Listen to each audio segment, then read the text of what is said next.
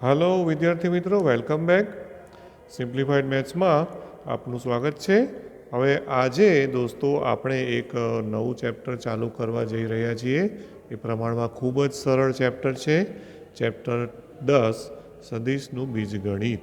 Okay, આજે એનો આપણે ભાગ એક લઈએ છીએ. સરળ તમને એટલા માટે પણ લાગશે દોસ્તો, કારણ કે તમે ફિઝિક્સમાં પણ સદિશનો ઘણો બધો ખાસો એવો ઉપયોગ કરતા હશો. એટલે ઘણી બધી બાબતો આમાંની એવી હશે જે તમારા માટે જાણીતી પણ હોઈ શકે. બરાબર ને? ઓકે, તો આજે આપણે સ્ટાર્ટ કરીએ સદિશ બીજગણિત, એટલે કે વેક્ટર એલ્જીબ્રા. બરાબર? સદિશ બીજગણિત એટલે શું કહીશું એને? ઇંગ્લિશમાં કહે છે વેક્ટર એલ્જીબ્રા. રાઈટ? હવે સૌથી પહેલું એની વ્યાખ્યા. તો વ્યાખ્યા તો તમારા માટે ખૂબ જ જાણીતી છે. બરાબર? કે જે રાશિ, જો બે ટાઈપની રાશિ હોય એ પણ તમે જાણતા હશો ફિઝિક્સને કારણે, સદિશ રાશિ અને અદિશ રાશિ. બરાબર? ઓકે, સદિશ માટે વેક્ટર શબ્દ વપરાય છે, તો અદિશ માટે સ્કેલર. સદિશ એટલે વેક્ટર અને અદિશ, બરાબર, અદિશ હોય તો અદિશ માટે ઇંગ્લિશમાં શબ્દ છે સ્કેલર. અદિશ માટે કયો શબ્દ વપરાય છે? સ્કેલર. Okay, right? આ સદિશ અને અદિશ બેના આપણે ઇંગ્લિશ શબ્દો લખ્યા. હવે સદિશ રાશિ, બરાબર, તો જે રાશિને અદિશ હોય અને સદિશ હોય એમાં ફરક શું? તો કે જે રાશિને માન અને દિશા બંને હોય, એ તો તમને ખ્યાલ જ છે ને? ઓકે, કારણ કે તમે ખાસું એવું ફિઝિક્સમાં ઉપયોગ કરેલો હશે. જે રાશિને માન અને દિશા બંને હોય, બરાબર, બંને હોય તો આપણે તેને શું કહે છે? સદિશ કહે છે. બરાબર ને? રાઈટ? હવે માન એટલે શું? માન એટલે એનું મૂલ્ય, બરાબર, અને દિશા એટલે ડાયરેક્શન. બરાબર? હવે એક સિમ્પલ ભાષામાં આપણે લખવું હોય ને તો સદિશ એટલે શું? તો સિમ્પલ ભાષામાં એવું પણ કહેવાય કે એક દિશાયુક્ત રેખાખંડને સદિશ કહેવાય. જો આવું લખું છું, દિશાયુક્ત રેખાખંડ. ઓકે, રેખાખંડ.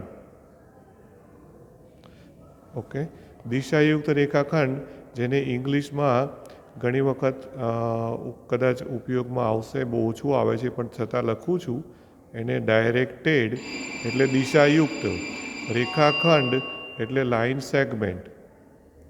ઓકે, રેખાખંડ એટલે લાઇન સેગમેન્ટ. એક દિશાયુક્ત રેખાખંડને સદિશ કહેવાય, અથવા તો એટલે કે સદિશ એવું પણ કહે ને સદિશ કહે છે. ઓકે, કહેવાનો મતલબ શું છે? કે હું એક આમ રેખાખંડ દોરું. જો આ એક રેખાખંડ દોર્યો. હવે આમાં મેં કશું દિશા નથી બતાવી. બરાબર? અહીંયા સપોઝ એ બી નામ આપું તો આ એ બી છે ને એની લંબાઈ છે, પણ આની દિશા નથી. એથી બી તરફ છે કે બીથી એ તરફ છે, ખબર પડે છે? નથી ખબર પડતી. ઓકે, તો આ રેખાખંડ છે પણ આ દિશાયુક્ત રેખાખંડ નથી.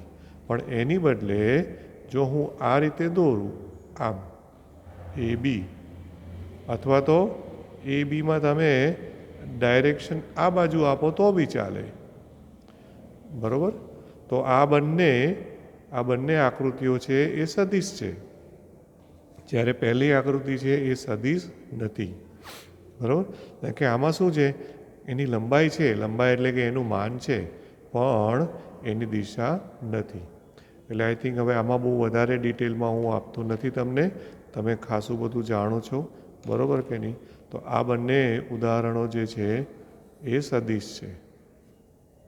રાઈટ? અને આ જે ઉદાહરણ છે એ શાનું છે? આ અદિશ છે. આ અદિશ શું કામ છે? કારણ કે એમાં ખાલી માન જ છે. એમાં મેં પેલું આ કિરણ એટલે ડાયરેક્શન નથી બતાવી, દિશા બતાવી નથી, એટલા માટે. બરાબર ને? Okay, right. ત્યાર પછી હવે થોડું ધીમે ધીમે આગળ વધીએ તો નેક્સ્ટ ટોપિક જે આવે છે, મુદ્દો, એ પણ બહુ જ અગત્યનો મુદ્દો છે દોસ્તો, અને એ છે સ્થાન સદિશ. ઓકે, સ્થાન સદિશ. હવે સ્થાન સદિશ બહુ જ ઇમ્પોર્ટન્ટ વસ્તુ છે હો. એને ઇંગ્લિશમાં પોઝિશન વેક્ટર કહે છે. ઇંગ્લિશમાં એના માટે શબ્દ છે ને એ પોઝિશન વેક્ટર કહે છે. ખ્યાલ પોઝિશન વેક્ટર. ઓકે, હવે એ જે પોઝિશન વેક્ટર છે સ્થાન સદિશ, એની આકૃતિને એનું વ્યાખ્યાન એ બધું આપ્યું છે. એના માટે આમ તો સદિશનું માન એ તમારે જાણવાની જરૂર નથી, એમને એમ જ સમજાવી શકું છું, કશો વાંધો નહીં. અને R2 અને R3 એ તમે જાણો છો? R2 અને R3, R2 અને R3 બંનેમાં આવે.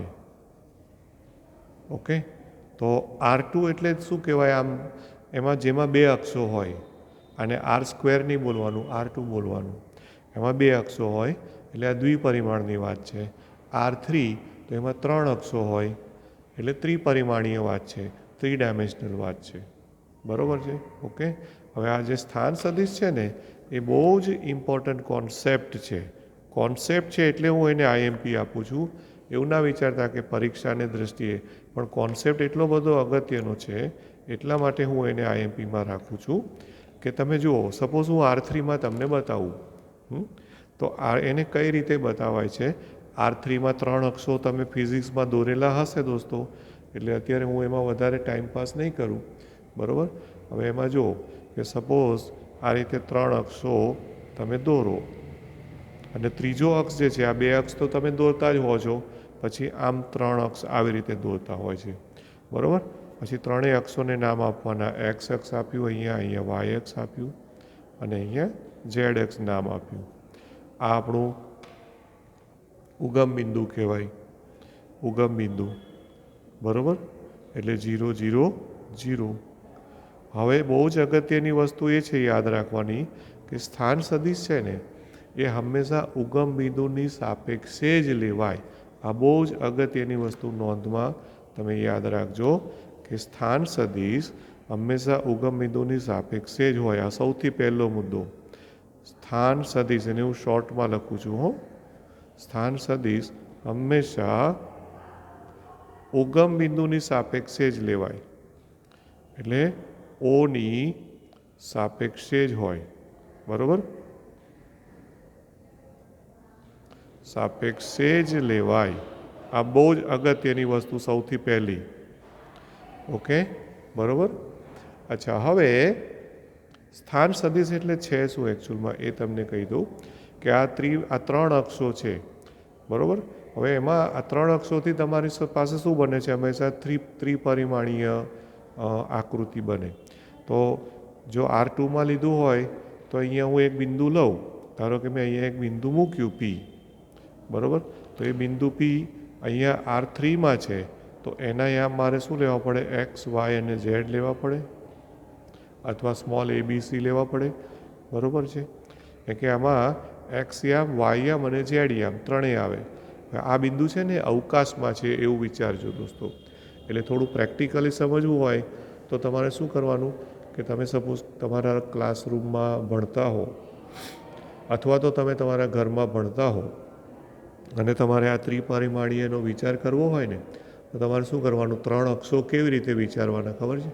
સપોઝ તમે તમારા ક્લાસમાં ભણતા હો તો ક્લાસનો કોઈ પણ એક ખૂણો ઉગમ બિંદુ ગણી લો, અને એ ખૂણાથી એની જે દિવાલ હોય, એની દિવાલની ત્રણ ધાર હોય, એ ત્રણેય ધાર હોય ત્રણેય અક્ષો થઈ જાય. સમજાય છે? હા, એ જ રીતે તમે સપોઝ ઘરમાં ભણતા હો દોસ્તો, ધારો કે તમે ઘરમાં પણ રૂમમાં ભણતા હો, ગમે તે રૂમમાં ભણતા હો, તમારે રૂમનો ખૂણો વિચાર લઈ લેવાનો, અને રૂમના ખૂણાને શું ગણી લેવાનું દોસ્તો? ઉગમ બિંદુ ગણી લેવાનું. અને એ ઉગમ બિંદુ લઈ, બરાબર, અને પછી એની ત્રણ જે ધાર હોય, બરાબર, એ ત્રણેય ધાર જે હોય એને અક્ષો ગણી લેવાના. અને પછી વિચારજો તો બિંદુ P છે ને એ અવકાશમાં ક્યાંક મેં બતાવ્યું છે એવું તમારે વિચારવું પડે. ઓકે, બરાબર? હવે એમાં તમે જુઓ કે ઉગમ બિંદુ લીધું અને એના યામ XYZ લીધા, અવકાશનું બિંદુ કોઈ લીધું PXYZ. બરાબર? તો પ્રારંભ બિંદુ O અને અંતિમ બિંદુ P વાળો સદિશ વિચારવાનો. હવે તમારે શું કરવાનું કે એક સદિશ વિચારવાનો કેવો સદિશ વિચારશો દોસ્તો?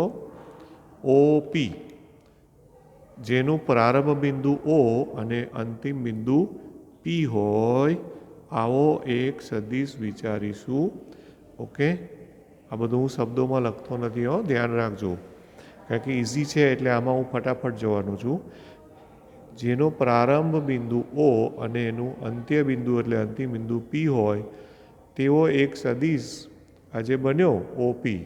એ સદિશ ઓપી, બરાબર, એને ઓને સાપેક્ષ બિંદુ પીનો સ્થાન સદિશ કહે છે. ઓકે, ખ્યાલ આવ્યો? એટલે અહીંયા નીચે એક જ વાક્ય લખું છું કે સદિશ ઓપી છે, તો એ સદિશ ઓપીને ઓને સાપેક્ષ, ઓકે, ઓને સાપેક્ષ કોનો? બિંદુ પી નો સ્થાન સદિશ કહે છે. ઓકે, અને સામાન્ય રીતે એવું જરૂરી નથી, પણ સામાન્ય રીતે એના માટે સંકેતમાં એ લોકો આર વાપરે છે. અને સદિશનો સંકેત તો તમે જાણો છો ને, ઉપર એરો મૂકી દેવાનું. ફિઝિક્સમાં તમે એનો ઉપયોગ કરેલો હશે, બરાબર કે નહીં? Okay, clear? રાઈટ. અને બીજું કે તમે એક વસ્તુ એ પણ જુઓ કે તમે આનું માન શોધો તો એ જો કે માન તો નેક્સ્ટ આના પછી પણ આવવાનું જ છે, પણ આનું માન એટલે ઓથી પીની લંબાઈ એનું માન થાય, બરાબર કે નહીં? તો એ કેટલું થશે?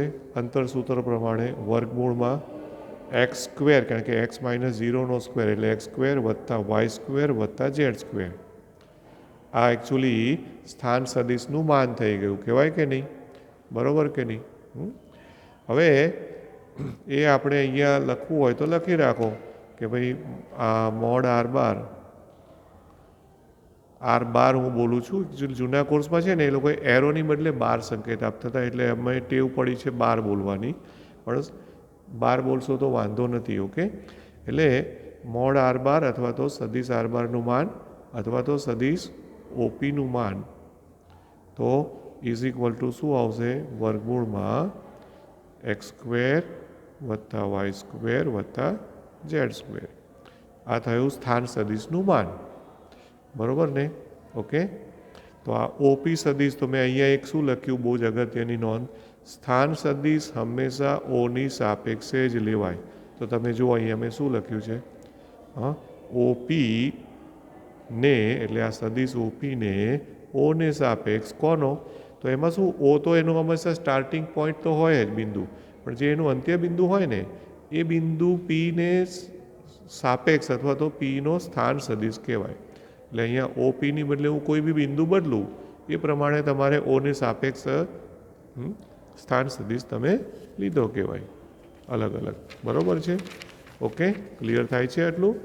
હવે ત્યાર પછી પણ એક ખૂબ જ અગત્યની નોંધ આવે છે દોસ્તો, એ છે દિક કોસાઇન.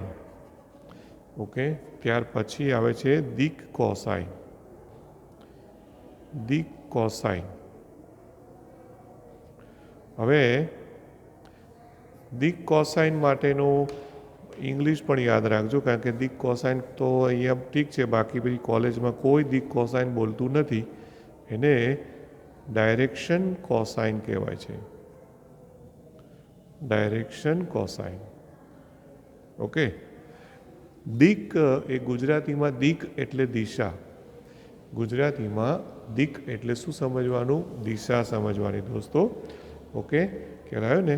અને એટલા માટે અને કોસાઇનનું તો કોસાઇન જ છે, એટલે ઇંગ્લિશમાં ડાયરેક્શન કોસાઇન કહે છે. હવે દિક કોસાઇન છે ને એ બહુ જ અગત્યનું છે દોસ્તો. એ બધું આકૃતિમાં તમને હું બતાવું છું.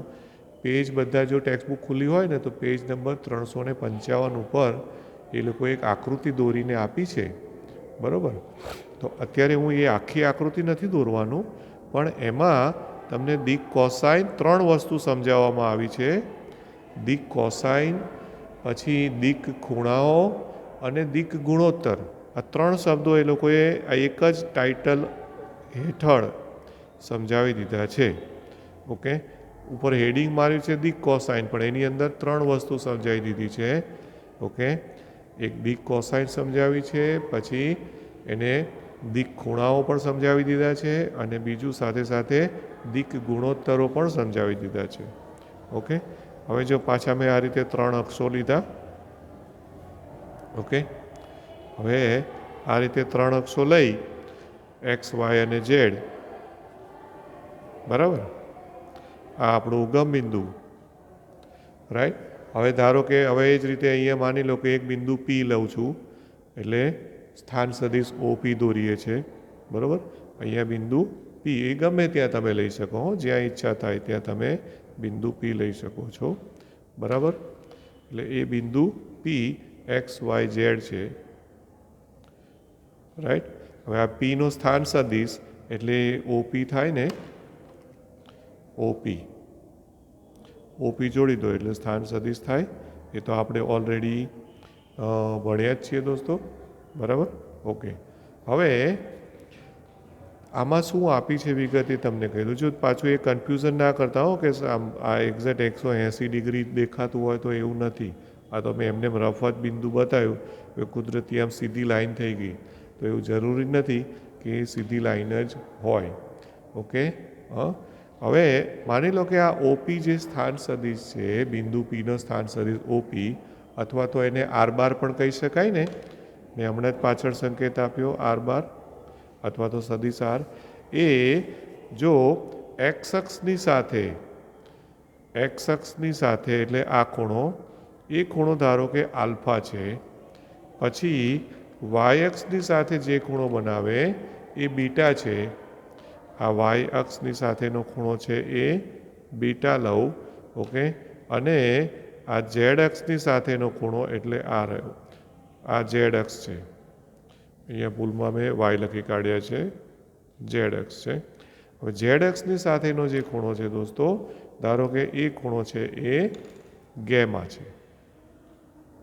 ઓકે, તો કયા કયા ખૂણાઓ લીધા છે? આલ્ફા, બીટા અને ગેમા. એ બધું અત્યારે હું શબ્દોમાં ના લખું તો તમને ખ્યાલ આવશે કે આલ્ફા ખૂણો કોની કોની વચ્ચેનો છે. તો એક્સ અક્ષ અને ઓપી વચ્ચેનો ખૂણો છે કે નહીં? ખ્યાલ આવ્યો? હવે એના ખૂણા માટેનો સંકેત આવો થાય, તમને યાદ હોય તો. એક્સ અક્ષ અને ઓપી વચ્ચેનો ખૂણો આલ્ફા છે. હવે એકચ્યુઅલી એ જવું હોય તો તમે લોકો આઈ જે કે વિશે જાણો છો કે નહીં? આઈ જે અને કે એકમ સદિશો થાય, એટલે અત્યારે જવા દો, કારણ કે આમ તો તમે જાણતા જો ફિઝિક્સના કારણે, પણ હવે અત્યારે હું એમાં જતો નથી. એટલે આલ્ફા, બીટા અને ગામા જે અહીંયા છે આકૃતિમાં, એટલે હું અત્યારે આઈ જે કે એમાં પડતો નથી. તો આલ્ફા, બીટા અને ગેમા એ અનુક્રમે કોની સાથે? એક્સ, વાય અને ઝેડ અક્ષની સાથે, બરાબર. અને ઝેડ અક્ષની સાથે કોણે ખૂણા બનાવેલા છે? આ ઓપી સદિશે, એટલે પીનો સ્થાન સદિશ એવું કહેવાય ને. પીના સ્થાન સદિશ એટલે ઓપી લખો અથવા તો સદિશ આર લખો, બરાબર. સાથે પીના સ્થાન સદિશે બનાવેલા ખૂણા છે,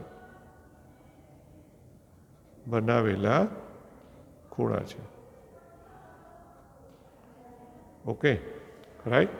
તો આ જે ખૂણાઓ છે ને આલ્ફા, બીટા અને ગામા, એ ત્રણેય ખૂણાઓને આર બારના, આલ્ફા, બીટા અને ગામાને, જેને એટલે કે કોને? આ ત્રણેય ખૂણાઓને આલ્ફા, બીટા અને ગામાને દિક ખૂણાઓ કહે છે. આલ્ફા, બીટા અને આ જે ગેમા છે એને આજે આર અથવા તો ઓપી ના, આ ગેમા છે ના દિક ખૂણાઓ કહે છે. શું કહેવાય છે એને? દિક ખૂણાઓ. ઓકે, કહે છે. અને આનું જ તો તમે કોસનું મૂલ્ય શોધો, તથા તમે જો કોસ આલ્ફા શોધો, કોસ બીટા શોધો અને કોસ ગેમા શોધો, તો એને આજે સદિશ આર જે છે એની દિક કોસાઈનો કહે છે. એને શું કહેવાય છે? દિક કોસાઇન કહે છે. ઓકે, દિક કોસાઇન કહે છે. રાઈટ. અચ્છા, અને આ સામાન્ય રીતે આ દિક કોસાઇન જે છે ને, જેને સંકેતમાં સામાન્ય રીતે LMN બતાવે છે. L એટલે કોસ આલ્ફા, પછી M એટલે કોસ બીટા, અને N આ ગેમા છે. પાછું જોઈએ ત્યાં બીટા લખી એવું, અને કોસ બીટા, અને N is equal two cos gamma. બરાબર, આ આપણું ગામા છે. કોસ આલ્ફા, કોસ બીટા અને કોસ ગેમા ને આરની દિક કોસાઇન કહે છે. સંકેતમાં LMN વડે દર્શાવાય છે. ઓકે, આ એના સંકેતો છે LMN. ઓકે, બરાબર છે. રાઈટ. અચ્છા, બીજું કે એકચ્યુઅલમાં તમે જોશો ને તો થોડું ધ્યાનથી ટેક્સ્ટબુકનું થોડુંક અભ્યાસ કરશો ને આકૃતિ, તો તમે જુઓ કે એ લોકોએ આ જે સ્થાન સદિશ છે ને એને એક વિકર્ણ ગણી અને એને એ લોકોએ આખો એક લંબઘન બનાવેલો દેખાશે તમને. ઓકે, અને એ લંબઘન જે બનાવ્યો છે ને એ લંબઘનમાં એ લોકોએ કાટકોણ ત્રિકોણ બનાવી. આલ્ફા માટે એક કાટકોણ ત્રિકોણ બનાવ્યો હશે, બીટા માટે બીજો બનાવ્યો હશે, ગેમા માટે ત્રીજો બનાવ્યો હશે. એ રીતે એ લોકોએ 3 કાટકોણ ત્રિકોણ બનાવ્યા છે. સાંભળી લેજો. અને કાટકોણ ત્રિકોણ બનાવી અને પછી ત્રિકોણમિતિનો ઉપયોગ કર્યો છે કે ભાઈ કોસ એટલે આપણને ખબર હોવી જોઈએ કે ભાઈ કોસ એટલે શું છે? પાસેની બાજુ ભાગ્યા કર્ણ. બરાબર ને? કોસનું મૂલ્ય ખબર જ છે આપણને. તો એના મુજબ તમે આકૃતિ પાઠ્યપુસ્તકમાં જોશો તો L બરાબર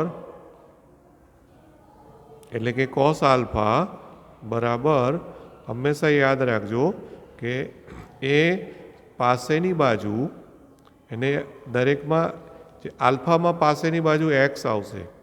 ઓકે, અને છેદમાં એ લોકોએ સ્મોલ r સંકેત વાપર્યો છે. એ સ્મોલ r શું છે એ તમને અહીંયા લખું છું બ્રેકેટમાં.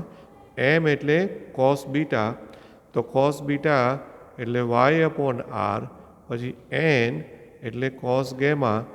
બરાબર, તો z/r. આવો સંકેત એ લોકોએ લીધો છે, જ્યાં r એ બીજું કંઈ નથી પણ જે આ સદિશ r જે છે એનું માન છે. સદિશ rનું માન હોય ને એને એ લોકોએ r લખી દીધું છે. એટલે ઇન શોર્ટ છેદમાં શું છે ખબર પડી? આનું માન છે. એટલે છેદમાં શું છે? વર્ગમૂળમાં x² + y² + z² છે એવું કહેવાય કે નહીં? રાઈટ. એટલે એકચ્યુઅલમાં તમે જુઓ કે માટે L બરાબર કોસ આલ્ફા, અને કોસ આલ્ફા બરાબર x/r. તો x/r એટલે xના છેદમાં વર્ગમૂળમાં x² + y² + z² કહેવાય ને? ઓકે, પછી m, તો m બરાબર કોસ બીટા. તો કોસ બીટા એટલે yના છેદમાં r જ છે એટલે x² + y² + z², તથા n બરાબર કોસ ગામા. તો કોસ ગામા બરાબર z/વર્ગમૂળમાં x² + y² + z² થશે. બરાબર, આ રીતે લખાય.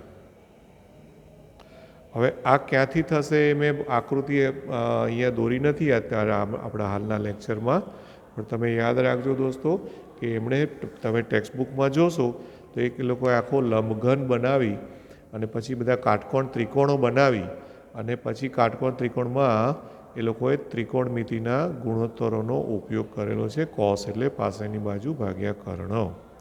ઓકે, ક્લિયર થયું? રાઈટ. તો જો આમાં અત્યાર સુધીમાં આપણે 2 વસ્તુ લખી કાઢી, દિક ખૂણાઓ અને દિક કોસાઈનો. હવે આમાં એક અગત્યની નોંધ થઈ, એક તમે જોયું, એક ખૂબ જ અગત્યની નોંધ આવી છે એ તમે જુઓ, એક માર્ક કરો કે આ ત્રણેયના વર્ગોનો સરવાળો કરો તો L² + m² + n² કરો એટલે કે cos² આલ્ફા વત્તા cos² બીટા વત્તા cos² ગેમા. તો તમે જુઓ જવાબ એક જ આવશે. હા, કારણ કે અંશ અને છેદમાં બધું સરખું થઈ જશે, કારણ કે રૂટ નીકળી જશે, લસા લેશો એટલે અંશ ને છેદ બધું ઉડી જશે. તો આ યાદ રાખવાનું છે, ખૂબ જ અગત્યનું. ઓકે, તો રેખાની દિક કોસાઈનો એ પણ બહુ જ આઈએમપી મુદ્દો છે દોસ્તો. એને પણ તમારે દિક કોસાઈનોને પણ વેરી ઇમ્પોર્ટન્ટ તરીકે લખું છું. ઓકે, વેરી ઇમ્પોર્ટન્ટ, કારણ કે એ પણ બહુ કામની વસ્તુ છે અને આ મુદ્દો પણ બહુ જ કામનો છે. રાઈટ. હવે બીજી એક વસ્તુ શું થઈ, તમે આજ ઉપર લખ્યું મુજબ જ, હમણાં ઉપર લખ્યું એના મુજબ જ તમે જુઓ કે L બરાબર x અપોન r છે, બરાબર. પછી m બરાબર y અપોન r છે અને n બરાબર z અપોન r છે. તો એનો મતલબ કે x is equal to L R લખાય ચોકડી ગુણાકાર, y is equal to M R લખાય અને z is equal to N R થાય. ઓકે, તો એનો મતલબ શું થયો કે બિંદુ P જે છે, આકૃતિમાં તમે જોશો તો બિંદુ P જે છે એ બિંદુ P એના યામ છે એક્સ વાય અને ઝેડ આપણી આકૃતિમાં, જેનો આપણે સ્થાન સદિશ ઓપી લીધો છે. તો એને તમે એલ આર, એમ આર અને એન આર બરાબર દ્વારા પણ દર્શાવી શકાય. ઓકે, થાય ને? આ બધું ક્યાંક ને ક્યાંક કામ લાગશે દોસ્તો આપણને. Okay, right. અને આ જે એલ આર, એમ આર અને એન આર આવ્યા છે ને, એ આરના દિક ગુણોત્તરો કહેવાય છે. ઓકે, આજે અહીં બહુ જ અગત્યની વસ્તુ એ આવી છે, આ બધું એમસીક્યુમાં ઓબ્જેક્ટિવમાં આવશે, જ્યાં આ એલ આર, એમ આર અને એન આર બરાબર એ દિક કોસાઇનના પ્રમાણમાં હોય છે. એટલે પ્રમાણમાં એટલે શું? આ ધારો કે ABC બોલું તો એ જે બી જેમ સી બરાબર દિક કોસાઇન એટલે કોસ આલ્ફા જેમ કોસ બીટા જેમ કોસ ગેમા કરશો તો હંમેશા એ થશે જ, બરાબર, પ્રમાણમાં થશે. એટલે કે આ જે છે ને એ દિક કોસાઇનના પ્રમાણમાં થશે, દિક કોસાઇનના પ્રમાણમાં થશે. ઓકે, અને જેને આ જે છે તેમને આપણે શું કહીશું? દિક ગુણોત્તરો કહે છે. કોના? આરના. આરના દિક ગુણોત્તરો કહે છે. ઓકે, ખ્યાલ આવ્યો? આરના શું કહે છે? દિક ગુણોત્તરો કહે છે.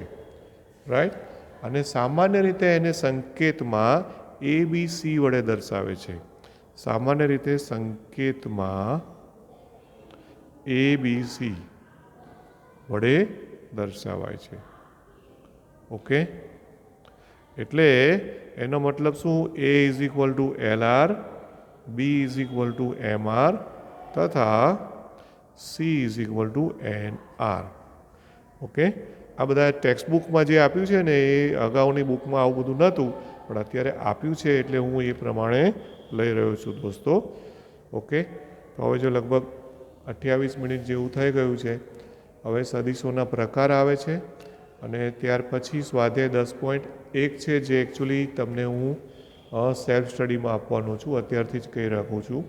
એટલે આપણે સીધી થિયરીઓમાં જ આગળ વધીશું, 10.1માં આપણે જવાના નથી. એટલે નેક્સ્ટ લેક્ચરમાં પણ હજુ સદીશોના પ્રકાર, ત્રિકોણનો નિયમ, સમાંતર બાજુ ચતુષ્કોણનો નિયમ, સરવાળાના ગુણધર્મો, બરાબર, એ બધા જે ગુણધર્મો જે છે એ બધા ગુણધર્મોની ફટાફટ ચર્ચા કરીશું. કે એમાં ખાસ બહુ એવું છે નહીં. તમને લાગશે કે પેજ પત્તાની સંખ્યા બહુ બધી વધારે છે આમાં, પણ સ્વાધ્યાયના દાખલાઓની દ્રષ્ટિએ કે થિયરીની દ્રષ્ટિએ સમજવામાં એવું તમને અઘરું નહીં પડે, ફટાફટ થઈ જાય એવું છે. ઓકે, સો નેક્સ્ટ લેક્ચરમાં મળીએ. હોપફુલી આજે તમને સમજણ પડી હશે એવી આશા રાખું છું. Thank you very much.